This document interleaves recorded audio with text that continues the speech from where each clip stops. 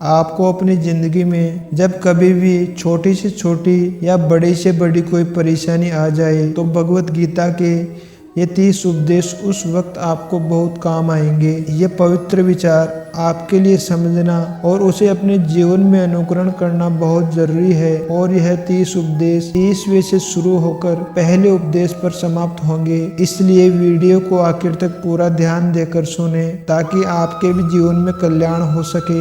गीता का 30वां उपदेश है अश्वमेध भुक्तव्यम कर्तम कर्म शुभाशुभम। इसका मतलब है कि आपने कोई भी कर्म किया हो उसका फल आपको जरूर भोगना पड़ेगा। अगर आपने अच्छे कर्म किए हैं तो वह जाने अनजाने में किसी भी मुश्किल वक्त पे आपको बचा ही लेंगे। अगर आपने गलत कर्म किए हैं, पाप किया है, तो उसकी सजा भी आपको जरूर मिलेगी। तो इंसान कितना ही छुप कर कर्म करे, चाहे वह कितनी ही चालाकी से कर्म करे, लेकिन कहते हैं कि उस परमात्मा के ईश्वर के चारों तरफ कैमरे लगे हुए हैं। हमारे एक एक कर्म पर वो प्रकृति वो परमात्मा अपनी दृष्टि बनाए हुए हैं। हमारे एक एक कदम का हिसाब होता है। इसे हम एक कहानी से समझते हैं। एक गांव में 2 मित्र रहते थे। उन दोनों ने विचार किया कि इस गांव में हम धन नहीं कमा पा रहे। वो दोनों धन कमाने के लिए शहर चले गए। कुछ वर्ष वहां रहकर उन्होंने काफी धन कमा लिया। फिर सोचा अब हम अपने घर वापस चलते हैं और हमने अच्छा खासा धन कमा लिया है। उस समय पर यातायात की उतनी सुविधा नहीं होती थी। वो अपने बैलों पर ही यात्रा कर रहे थे। चलते चलते मार्ग में रात हो गई तो उन्होंने विचार किया कि आज रात हम यहीं विश्राम करते हैं। एक मित्र ने कहा कि मैं यहाँ रहकर धन की रक्षा करता हूँ, तुम बाजार जाकर भोजन की व्यवस्था कर लो। जब वह मित्र बाजार गया तो उसके मन में पाप आ गया और उसने सोचा कि इतना पैसा हमने कमा लिया है, अगर मैं इसको यहीं जंगल में मार दूं तो सारा पैसा मेरा हो जाएगा, नहीं तो मुझे इसका आधा धन इसको देना पड़ेगा। मन में एक खोट आने पर उसने अपने मित्र के खाने में जहर मिला दिया और जब वह खाना लेकर के अपने मित्र के पास पहुंच गया, उसका मित्र वह जहर वाला खाना खाकर वही मर गया। वह व्यक्ति सारा धन लेकर अपने घर वापस आ गया। फिर उसके घर में एक पुत्र ने जन्म लिया। जब उसका बेटा पैदा हुआ तो बहुत ही बीमार रहता था। उसने अपने जीवन में जो कुछ भी कमाया था उसका वह सारा धन अपने बेटे की बीमारी में ही खत्म हो गया। बेटा बड़ा होता गया और इसका धन नष्ट होता गया। जब उसका बेटा थोड़ा और बड़ा हुआ तो उसके पिता ने पूछा कि तू इतना बीमार क्यों रहता है, तू ठीक क्यों नहीं होता? मैंने अपनी जिंदगी का सब कुछ तेरे ऊपर लगा दिया, फिर भी तेरी तबीयत ठीक नहीं रहती।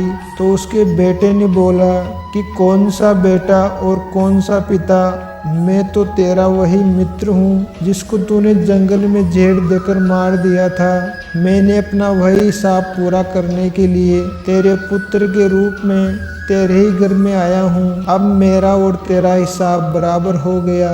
अब मेरा जीवन यहीं पर समाप्त होता है। तो गीता का उपदेश हमें यही सिखाता है कि कोई अपने आप को कितना भी चालबाज समझता हो, होशियार समझता हो, लेकिन उसने गलत कर्म किया है, चाहे आज नहीं तो कल उसको उसका फल भोगना ही पड़ेगा। कोई भी व्यक्ति अपने किए हुए कर्म बिना उसे भोगे छूट नहीं सकता। गीता का 29वां उपदेश है कि आपके सारे दुखों का कारण किसी को अपना मानना है। आप कभी गौर करना, आपकी जिंदगी के सारे दुख, सारी तकलीफें, सारी चिंताएं वहीं से आते हैं जहां आपका अपमान होता है कि यह मेरा है, यह मेरा अपना है। यहीं से आपकी जिंदगी में दुख का आना शुरू हो जाता है। इसे एक छोटी सी कहानी के माध्यम से समझते हैं। एक व्यक्ति के पास एक बहुत बड़ा महल था। उसने जिंदगी भर की सारी संपत्ति लगाकर उस महल को बनाया था। आसपास के शहरों के कई लोग उसके महल को देखने आते थे। कई बड़े बड़े सेठ के महल को खरीदने की कोशिश करते, इसलिए वह महल उसका अहंकार हो गया। उसकी जीने की वजह था, उसका उस महल से बहुत लगाव था। एक दिन उसके महल में आग लग गई और वह कहीं बाजार में गया हुआ था। जब वह घर लौटकर आया तो उसने देखा कि उसका महल तो आग में जल रहा है अपने घर को आग में जलता हुआ देखकर उससे इतना दुख हुआ। उसने कहा, अगर यह महल नहीं रहेगा तो मैं भी जिंदा नहीं रहूंगा। अगर मेरा महल ही जलकर राख हो जाएगा तो मैं भी जीकर क्या करूंगा। वह भी उसी आग में छलांग लगाने की कोशिश करने लगा तो किसी दूसरे व्यक्ति ने उसे रोक दिया और कहा कि भाई, ये जो तुम्हारा महल है, इस महल को तुम्हारे बेटे ने कल किसी और को बेच आया है। तब उसे पता चला कि यह महल तो मेरा नहीं है, किसी और का हो चुका है। तो उसकी सारी चिंता खत्म हो गई। जैसे और लोग उस जलते महल को देखकर तमाशा देख रहे थे, वैसे यह भी खड़ा हो गया। इतनी ही देर में उसका बेटा आ गया। वो अपने बेटे को देखकर बहुत खुश हुआ और उसे आशीर्वाद देने लगा कि तेरे जैसा बेटा तो बहुत भाग्यशाली माता पिता को मिलता है। तुमने तो मेरी जिंदगी बचा ली। आज इस घर में आग लग रही थी और तूने कल ही इसका सौदा कर दिया।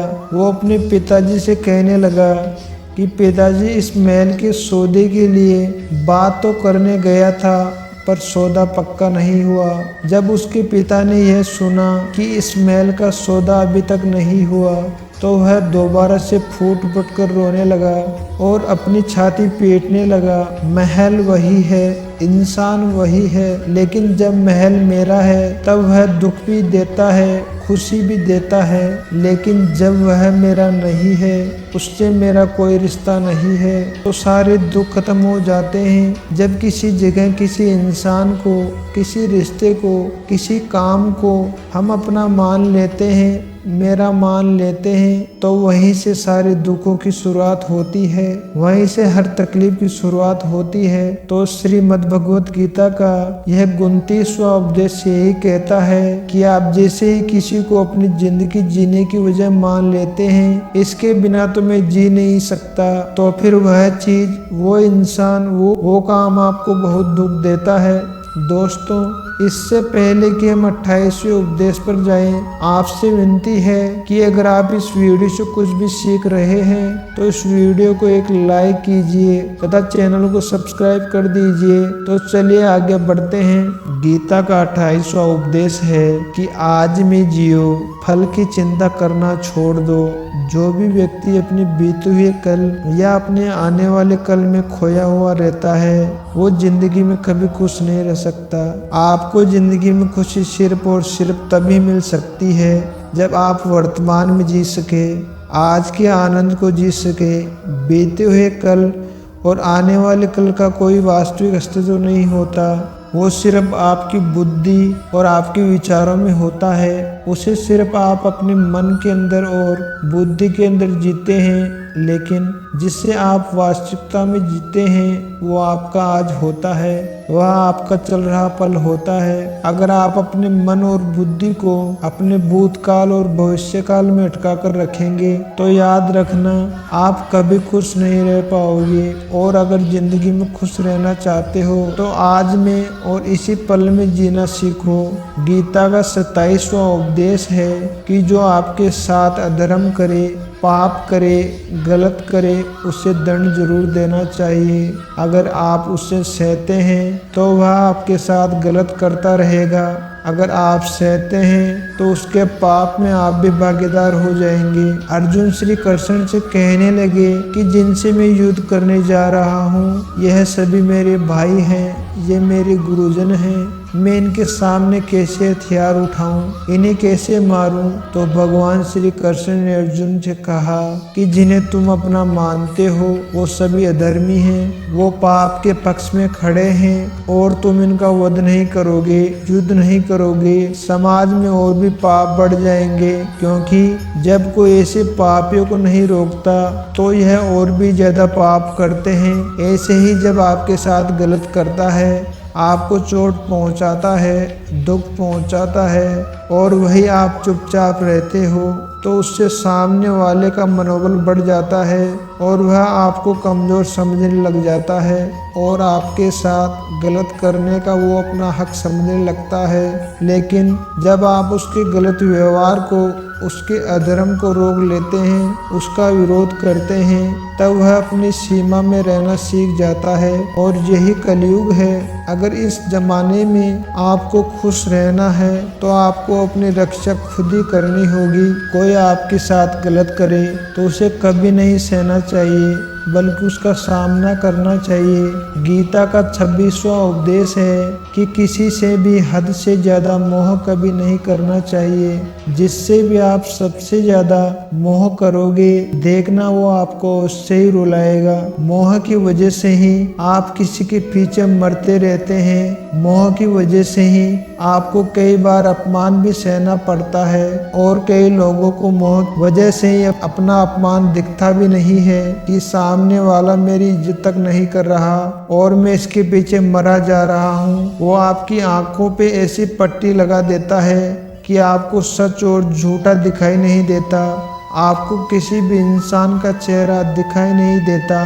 आप जो देखते हैं, जो सुनते हैं, उसी पर यकीन करने लगते हैं, फिर चाहे आपको कितना भी दर्द मिल रहा हो। अगर आप किसी इंसान को ठीक से समझना चाहते हैं, उसकी सच्चाई को ठीक से जानना चाहते हैं, तो उसके लिए बहुत जरूरी है कि आप उसके मोह से जल्द बाहर आ जाएं। उसका मोह आपको दुख देता है। जिस दिन मोह खत्म, उस दिन आपको किसी भी रिश्ते से कोई दुख नहीं मिल सकता, क्योंकि आपको कोई फर्क ही नहीं पड़ेगा। गीता का 25वां उपदेश यह है कि आप वो मत करो जो सभी करते हैं, बल्कि वो करो कि जो आपके लिए सही है। श्री कृष्ण ने अर्जुन से कहा कि एक जो तेरा कर्तव्य है, जो तेरे लिए सही है, तुझे करना चाहिए, वो कर। तू कभी भी वह काम मत कर जो दुनिया कर रही है। क्योंकि अर्जुन श्री कृष्ण से कहने लगा कि ऐसे भयंकर युद्ध में पड़ने से अच्छा है कि मैं सन्यासी बन जाऊं। तो श्री कृष्ण ने अर्जुन से कहा कि सन्यासी बनना तेरा कर्म नहीं है, तेरा धर्म नहीं है। क्षत्रिय है तू, कर्म और तेरा धर्म यही है कि तुम अधर्म का नाश कर, धर्म की रक्षा कर। ऐसे ही हर इंसान का एक अलग अलग कर्तव्य होता है, एक अलग ही मार्ग होता है। तो कभी भी उस मार्ग पर मत जाना जहाँ सारी भीड़ जा रही हो।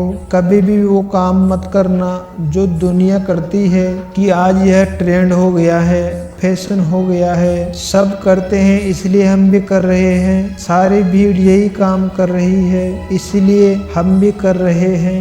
अगर आप वो करोगे जो भीड़ कर रही है तो आप भी उसी भीड़ में कहीं खो जाओगे।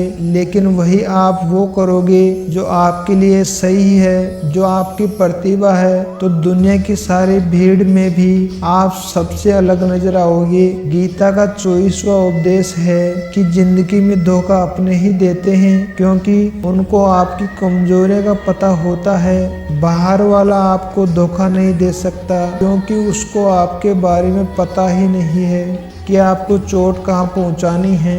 लेकिन जो आपका अपना है, आपका खास है, उसे बहुत गहराई से पता होता है कि इसकी कमजोरी क्या है, ऐसा क्या करें जिससे इसको दर्द पहुंचाया जा सके, जिससे हम इसको नीचा दिखा सकते हैं, इसको चोट पहुंचा सकते हैं। यह कलयुग है, इसमें बाहर वालों से नहीं, जो हमारे अपने हैं उनसे ही सावधान रहना होता है। महाभारत का युद्ध दो अलग अलग राज्यों में नहीं हुआ था, बल्कि एक ही परिवार के दो भाइयों में हुआ था। सभी आपस में एक ही वंश के लोग थे। कितनी बार दुर्योधन ने जहर देकर भीम को मारना चाहा, न जाने कितनी बार दुर्योधन ने पांडु को जान से मारने की कोशिश की। वह उसका कोई पराया नहीं था, उसका भाई था। सारी लड़ाइयाँ घर के अंदर ही होती है, बाहर कौन लड़ेगा। हमेशा घर में ही सारे झगड़े होते हैं। तो आपको चोट सिर्फ वही लोग पहुंचा सकते हैं जो आपके अपने हैं। आपको धोखा सिर्फ वही लोग दे सकते हैं जो आपके अपने हैं। गीता का 23वां उपदेश है, जो इंसान अपनी रक्षा खुद नहीं कर सकता, उसकी रक्षा भगवान भी नहीं कर सकते। श्री कृष्ण अर्जुन से कहते हैं, तस्मात् सर्वेषु कालेषु माम नुस्मर युद्धः च, यानी कि हे अर्जुन, तू हर काल में मेरा स्मरण करते रहना और युद्ध भी करते रहना। तो अर्जुन ने श्री कृष्ण से पूछा कि यह युद्ध तो कुछ दिनों में समाप्त हो जाएगा, लेकिन आप कह रहे हैं कि तुम हमेशा स्मरण करते रहना और युद्ध करते रहना। हमेशा युद्ध करने का क्या मतलब है? तो श्री कृष्ण ने अर्जुन से कहा कि ये जिंदगी ही रणभूमि है। इस जीवन में सुख और दुख आते ही रहेंगे और तुझे इनका डट के मुकाबला करना है। श्री कृष्ण ने यह नहीं कहा तू चुप होकर बैठ जाना और मैं लड़ाई करूंगा। बहुत गहराई है गीता के ज्ञान में। हमारे जीवन की डोर भी ईश्वर संभाल के बैठे हैं, लेकिन युद्ध हमें ही करना है। ईश्वर को याद करना है कि हे ईश्वर, मुझे शक्ति देना, मुझे समझ देना, मुझे बुद्धि देना, ताकि मैं अपनी जिंदगी की सारी लड़ाई जीत लूं। मैं जिंदगी में सही मार्ग पर चल सकूं। लेकिन आपको अपनी लड़ाई खुद ही लड़नी पड़ती है। जो लोग यह कहते हैं कि हम कुछ नहीं करेंगे, सभी ईश्वर करेंगे, तो कहते हैं कि आलसी इंसान को देखकर तो भगवान भी घबरा जाता है। यह कुछ नहीं करेगा। भगवान ने बुद्धि दी है, समझ दी है। ईश्वर आपको प्रेरणा देते हैं, शक्ति देते हैं, लेकिन आपको अपनी रक्षा स्वयं ही करनी पड़ेगी। गीता का 22वां उपदेश है कि कोई भी ऐसी गंदी आदत खुद को मत लगने देना जो आपकी जिंदगी को बर्बाद कर दे। कहीं ना कहीं महाभारत का युद्ध भी एक जुआ की आदत की वजह से ही शुरू हुआ था। सारा खेल वही से शुरू हुआ था, एक ऐसी जुआ की लत जहां युधिष्ठिर अपने भाइयों को दांव पर लगा दिया, अपनी पत्नी को दांव पर लगा दिया। ऐसा जीतने का नशा कि सब कुछ दांव पर लगा दिया और अपना सब कुछ गवा दिया। ऐसे ही हम अपनी जिंदगी में जब कोई ऐसी गंदी आदत लगा देते हैं, चाहे वह कोई भी हो, चाहे वह नशे की हो, मोबाइल की हो, किसी इंसान की हो, कोई गलत काम करने की हो, कोई भी गलत आदत जो आपको बर्बाद कर सकती है, अगर आप उसे नहीं छोड़ेंगे तो आपका सब कुछ खत्म हो जाएगा। इससे पहले कि आपकी आदत आपको खत्म कर दे, आप अपनी गलत आदतों को खत्म कर दीजिए। गीता का 21वां उपदेश यह है कि आलसी इंसान कभी कुछ हासिल नहीं कर सकता। अधिकतर लोग सिर्फ योजना ही बनाते रहते हैं कि मुझे बड़ा घर चाहिए, मुझे बड़ी गाड़ी चाहिए, मैं दुनिया घूमना चाहता हूँ, मुझे ये चाहिए, वो चाहिए। यह हर कोई सोच लेता है, लेकिन उस पर मेहनत करना, अपना कर्म करना वो नहीं करते। क्योंकि चाहना तो बहुत आसान है, लेकिन उसके लिए कर्म करते रहना वह बहुत मुश्किल है। हर कोई चाहता है कि मेरा शरीर फिट हो, लेकिन उसके लिए एक्सरसाइज वो आपको ही करना होगा। जो इंसान आलसी बन के बैठा रहता है तो उसे ना ही उसे शरीर मिलता है और ना ही अच्छा जीवन मिलता है। तो अगर जीवन में कुछ पाना चाहते हो तो आलस्य को अपनी जिंदगी से दूर कर देना। आलस्य के चलते आपको कुछ मिलने वाला तो नहीं, लेकिन जो आपके पास है वो भी गवा दोगे।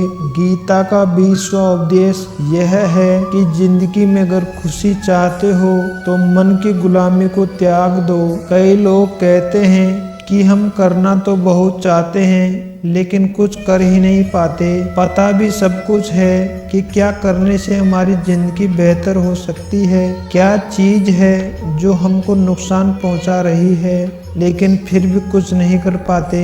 समझते सब कुछ हैं, लेकिन समझकर भी, चाहकर भी कुछ कर ही नहीं पाते। वो इसलिए होता है क्योंकि आप अपने मन के गुलाम बन चुके हो। लोग तो अपनी जीभ का भी स्वाद नहीं छोड़ पाते, फिर कहते हैं कि हम पतले नहीं हो पाते, फिट नहीं हो पाते, सफल नहीं हो पाते, क्योंकि जो आपको करना चाहिए वो करते ही नहीं हैं। आपका मन सब कुछ समझ कर भी आपका मन वो करने ही नहीं देता। इसलिए जिंदगी में अगर आगे बढ़ना है तो अपने मन के अनुसार चलना छोड़ दो। जो आपके लिए सही है वही आपको करना चाहिए। गीता का 19वां उपदेश यह है कि जो आपका है वह आपको मिलके ही रहेगा, और जो नहीं मिला है उसके लिए रोना छोड़ दो।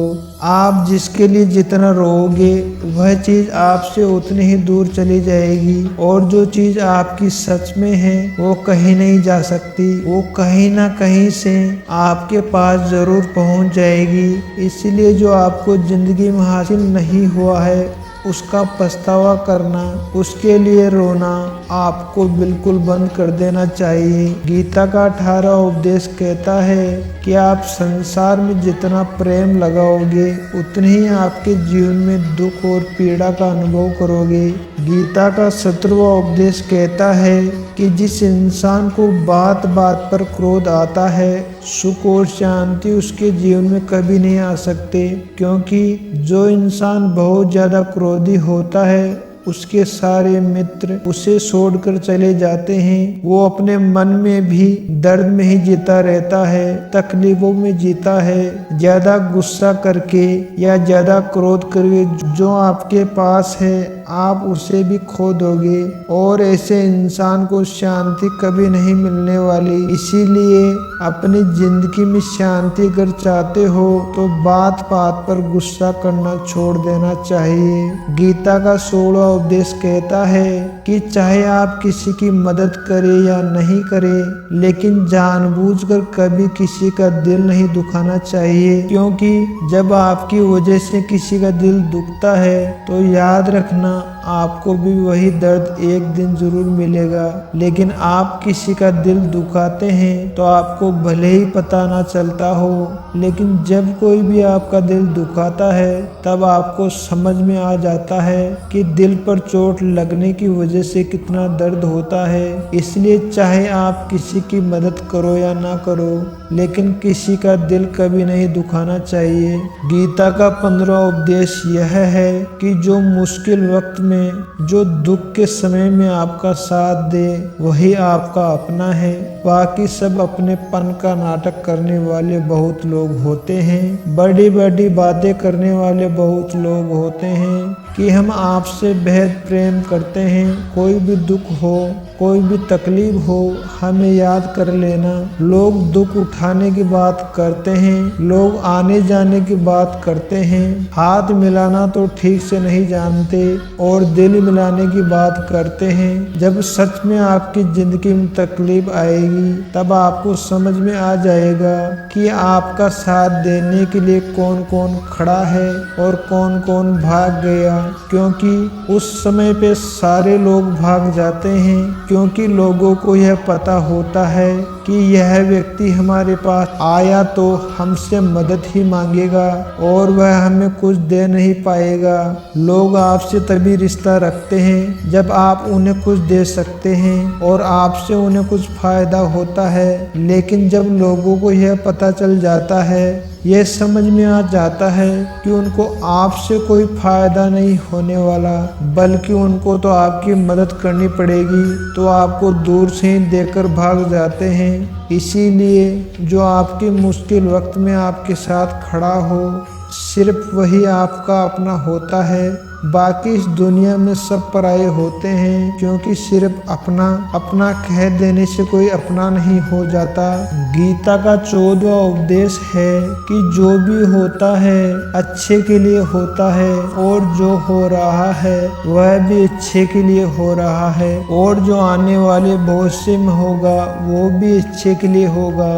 वैसे यह बहुत गहरी बात है। कुछ चीजें जिंदगी में ऐसी होती है जो हमें लगता है कि मेरे साथ भी ऐसा क्यों हुआ, मेरे साथ ही ऐसा क्यों होना था, यह सब। लेकिन जब वो वक्त गुजर जाता है, एक दिन हमको सब समझ आ जाता है कि अगर हमारे साथ यह सब नहीं होता तो आज हम इस मुकाम पर नहीं होते।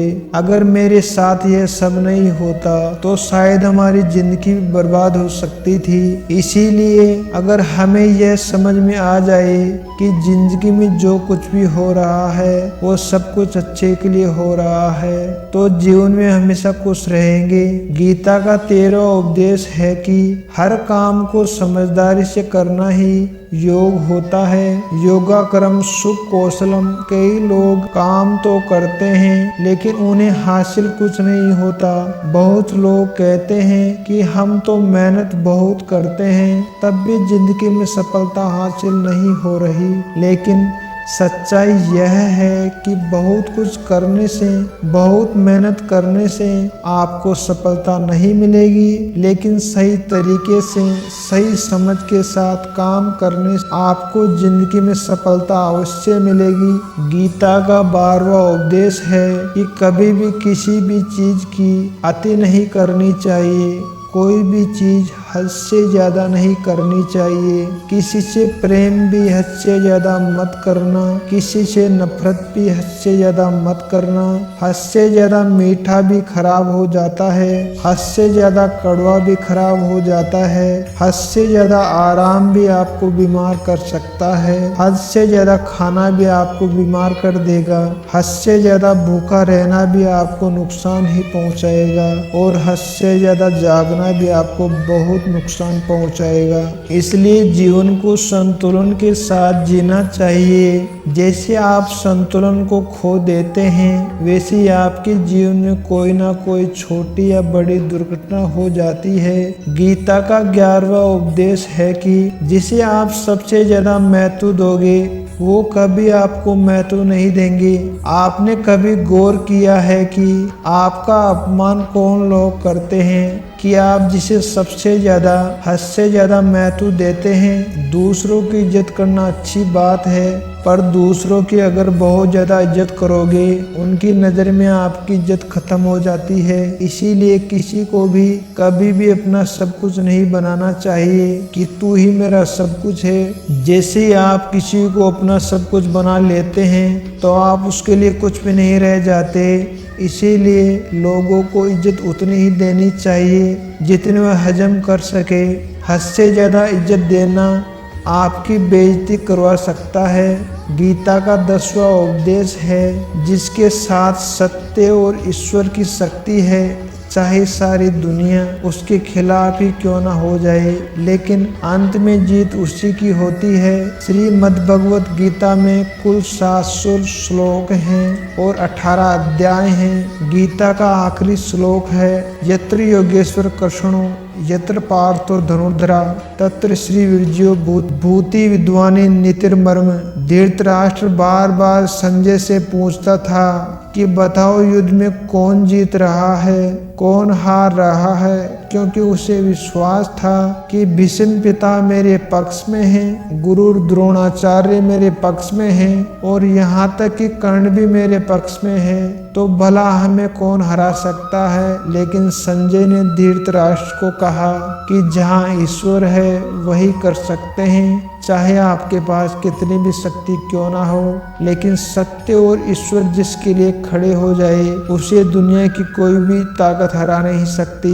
गीता का 9वां उपदेश है कि किसी पर भी आंख बंद करके भरोसा नहीं करना चाहिए। जैसे महाभारत की कथा में दुर्योधन ने कितनी बार षड्यंत्र करके पांडवों को मारने की कोशिश की, आग में जलाने की कोशिश की, पर वो धर्म पर चलने वाले बार बार उसकी बातों में आ गए। यह बात और है कि ईश्वर खुद उनकी रक्षा कर रहे थे, पर जिसे वो अपना भाई समझ रहे थे, जिसे वह अपना सगा समझ रहे थे, जिस पे वह भरोसा कर रहे थे, वही उनकी मृत्यु करवाना चाहता था। इसीलिए भरोसा करते समय अपनी आंखें जरूर खुली रखनी चाहिए। गीता का 8वां उपदेश है कि जीवन में वैसे तो लड़ाई झगड़े से बचना चाहिए, लेकिन जब बात आपके चरित्र, सम्मान और अधिकार की हो तो लड़ना भी चाहिए। अर्जुन भी महाभारत का युद्ध करना नहीं चाहते थे क्योंकि उसके सामने अपने खड़े थे, लेकिन श्री कृष्ण ने उन्हें उपदेश दिया कि यहाँ बात लड़ाई की नहीं है, तेरे सम्मान की है, तेरे चरित्र की है, तेरे अधिकार की है। जो द्रौपदी के साथ कौरवों ने भरी सभा में अपमान किया, उसे नग्न करने की कोशिश की, इतना बड़ा अधर्म किया, वह तुम्हें कभी नहीं सहना चाहिए। इसलिए बात जब आपके चरित्र पर आ जाए, आपके सम्मान पर आ जाए, चाहे वह अपना ही क्यों ना हो, आपको उसके साथ अवश्य ही लड़ना चाहिए। गीता का 7वां उपदेश है कि चाहे कितना भी बुरा वक्त आ जाए, लेकिन जो इंसान जिंदगी में कभी हिम्मत नहीं हारता, वो सब कुछ हासिल कर सकता है। जब पांडव जुए में सब कुछ हार गए थे, उनको 12 वर्ष के लिए वनवास मिला और 1 साल के लिए अज्ञातवास। वो भिक्षा मांगकर अपनी जिंदगी को पालते थे, भयानक जानवरों के बीच जंगलों में भटकते रहते, लेकिन इतना मुश्किल वक्त झेलने के बाद भी आखिर में विजय उन्हीं की हुई, क्योंकि उन्होंने अपने अंदर कभी हिम्मत नहीं खोई। ऐसे ही आपकी जिंदगी में कितना ही मुश्किल वक्त आ जाए, लेकिन आपके अंदर हिम्मत है तो आपकी जीत अवश्य होगी। गीता का 6वां उपदेश है कि जो किसी और का है उस पर अधिकार नहीं जमाना चाहिए, कभी कब्जा नहीं करना चाहिए। जब शकुनी ने षड्यंत्र करके पांडवों को हस्तिनापुर से अलग करवा दिया, एक राज्य दे दिया जहाँ की भूमि भी बंजर थी, जहाँ और कुछ नहीं हो सकता था, लेकिन पांडवों ने उस शहर को इतना सुंदर बना दिया, इतना वैभवशाली बना दिया कि हस्तिनापुर भी उसके आगे फीका लगने लगा। और उसके वैभव और सुख को देखकर दुर्योधन अंदर ही अंदर जलता था, और इसलिए उसने कई षड्यंत्र करके उनको वो खाड़ो प्रस्त्र भी छीन लिया। जो चीज उनकी नहीं थी उस पर भी कब्जा किया। तो उसका आखिर में परिणाम यही हुआ कि जो चीज उसके पास थी वो भी उसके पास नहीं रही, उससे गंवाना पड़ गया। इसीलिए जो आपका नहीं है कभी उस पर अधिकार नहीं जमाना चाहिए। गीता का 5वां उपदेश है, वो इंसान जीवन में सफल माना जाएगा जो अंदर से हमेशा खुश रहता है। बाहर से तो सभी खुश दिखाई देते हैं, लेकिन अंदर से इंसान अशांति से भरा रहता है। बहुत पैसा कमा लिया, कामयाबी हासिल कर ली, पर वो कामयाबी असली नहीं है। असली कामयाबी तब मानी जाएगी जब आपका मन खुश रहता हो। गीता का 4वां उपदेश है कि आप जैसा अन्न खाओगे वैसा ही आपका मन और बुद्धि होगी। आप वैसा ही कर्म करोगे और वैसे ही आचरण करोगे। सात्विक अन्न खाओगे तो आपका मन भी सात्विक होगा, सात्विक व्यवहार भी करोगे तो सोच भी आपकी अच्छी होगी। श्री कृष्ण ने भागवत गीता में सात्विक, राजसी, तामसी इन तीनों आहारों का विस्तार से वर्णन किया है कि क्या खाना चाहिए कि क्या नहीं खाना चाहिए। पर इसका निचोड़ यही है कि जो व्यक्ति सात्विकता से भोजन करता है उसे जीवन में सुख और शांति अवश्य मिलते हैं। गीता का 3रा उपदेश है कि बुरा इंसान अपनी बुराई नहीं छोड़ेगा, चाहे आप उसके साथ कितना भी अच्छा चलो, वो आपको तकलीफ अवश्य ही देगा। इसलिए जो जैसा है आप उसके साथ वैसा ही व्यवहार करें। बुरे इंसान के साथ आप कितना भी अच्छा बन जाओ, वो कभी अच्छा नहीं बनने वाला। दुर्योधन जंगल में पांडवों को मारने के लिए गया था, लेकिन वहां पर भी लोगों ने दुर्योधन को पकड़ लिया। उसका मित्र कर्ण भी उसे छोड़कर भाग गया। वो वीर दुर्योधन को मार देना चाहते थे, लेकिन युधिष्ठिर अपने भाई की रक्षा के लिए वहां पहुंच गया और उसके जीवन की रक्षा की। लेकिन उसके बाद क्या हुआ, वो पांडवों का नुकसान ही करता रहा। इसीलिए अगर कोई इंसान बुरा है उसके साथ आप ज्यादा अच्छा बनने की कोशिश ना करें, जैसा है उसके साथ वैसा ही व्यवहार करें। गीता का 2रा उपदेश है कि मृत्यु से डरना व्यर्थ है। हर व्यक्ति के मन में मृत्यु का भय होता है। इस संसार का जब से निर्माण हुआ है तब से जन्म व मृत्यु का चक्र चला आ रहा है। यह प्रकृति का नियम है। इस सत्य को स्वीकार करके भय मुक्त होकर आज में जीना चाहिए। किसी को भी आने वाले पल के बारे में कुछ पता नहीं होता, लेकिन लेकिन इस संशय में भयभीत रहने से जीवन नहीं जिया जा सकता। गीता का प्रथम उपदेश है कि जो इंसान अपने कर्मों को समय पर खत्म नहीं करता, समय की कदर नहीं करता, उसकी जिंदगी का सारा समय व्यर्थ ही समाप्त हो जाता है, क्योंकि समय ही आपका जीवन है। अगर आप अपने समय को व्यर्थ में नष्ट करते रहेंगे और उसे गवा देंगे तो आपको जीवन में कुछ नहीं हासिल होगा। अगर कुछ जिंदगी में पाना चाहते हैं तो समय की कदर अवश्य करना सीखो। जो भी व्यक्ति गीता के इन 30 उपदेशों को रोज सुनेगा, समझेगा, तो जिंदगी की कितनी भी मुश्किल से मुश्किल घड़ी क्यों ना आ जाए, उसे ऐसे मुश्किल वक्त में भी रास्ता उससे मिलेगा। दोस्तों, आपने इस वीडियो से कुछ भी सीखा हो तो इस वीडियो को लाइक करें और इस चैनल पर नए हैं तो चैनल को सब्सक्राइब करें। धन्यवाद। जय श्री कृष्ण।